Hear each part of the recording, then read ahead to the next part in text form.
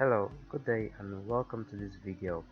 In this video, we're going to be talking about Python, Python syntax, how do you write a code, what do we call a syntax error, and all that.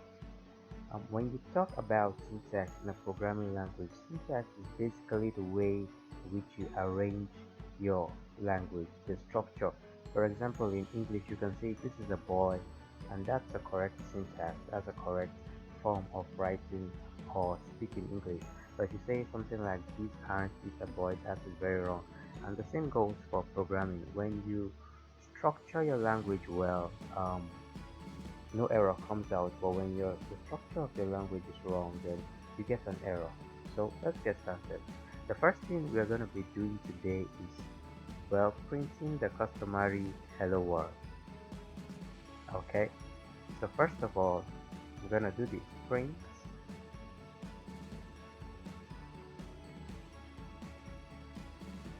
yeah, hello world. Now, in most programming languages, we have what we use semicolons to end our language. Like this, it shows the end of a sentence or a line. In most programming languages, semicolon does the same thing that your full stop does in the English language. But for Python, Python does not use semicolons. So take note of that because sometimes it may generate an error. So when I print hello world, I'm gonna go ahead and save my file. I'm gonna save it as save it to my desktop. Let's save it as my first Python.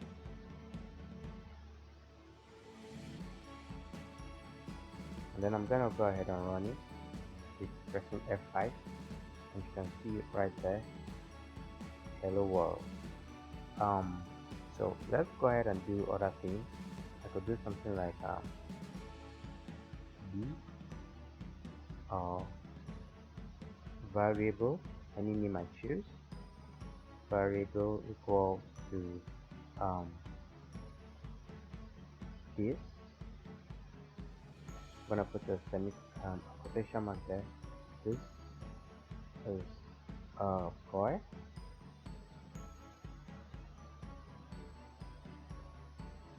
I'm gonna put a plus there. Another quotation mark and say, and this is a girl. Okay.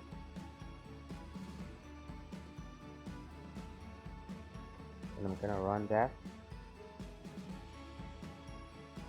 Okay. One more thing. In Python, whenever you want to output your code to your shell, you have to use what we call print. So I'm gonna go ahead and print variable. F5. And as you can see, here it's written this is a boy and this is a girl. So what happened right now was this. I got this is what we call a string, and then another string.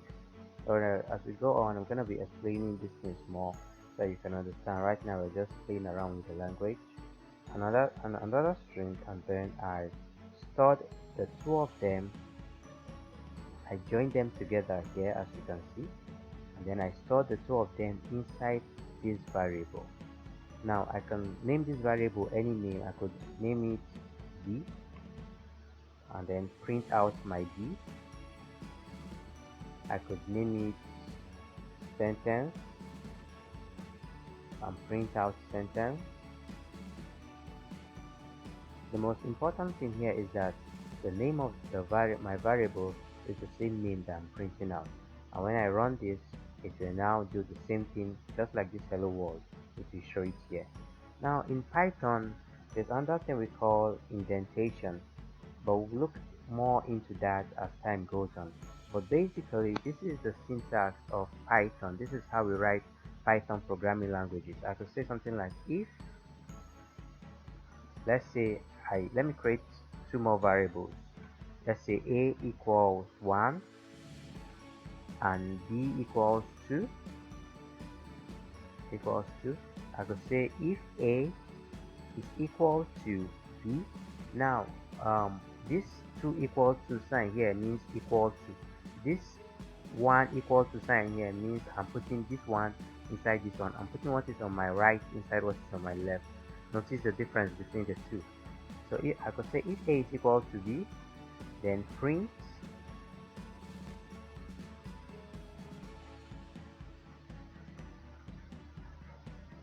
this is true, right?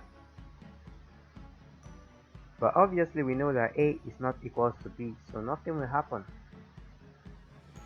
I run my code using F5, and as you can see, it's still just printing this is a boy, hello world. But what if I say if A, what if I change A to 2? Now A and B are the same. 2 is inside A and 2 is inside B. And then I run my code. As you can see now, it's saying, sorry, as you can see now it's saying this is true because A is equal to B.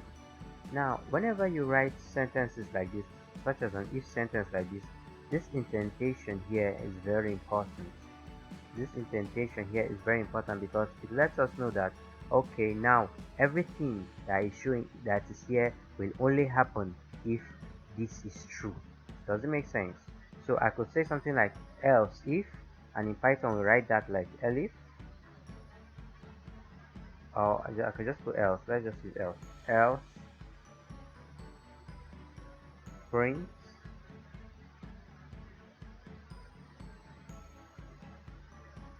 A is not equal to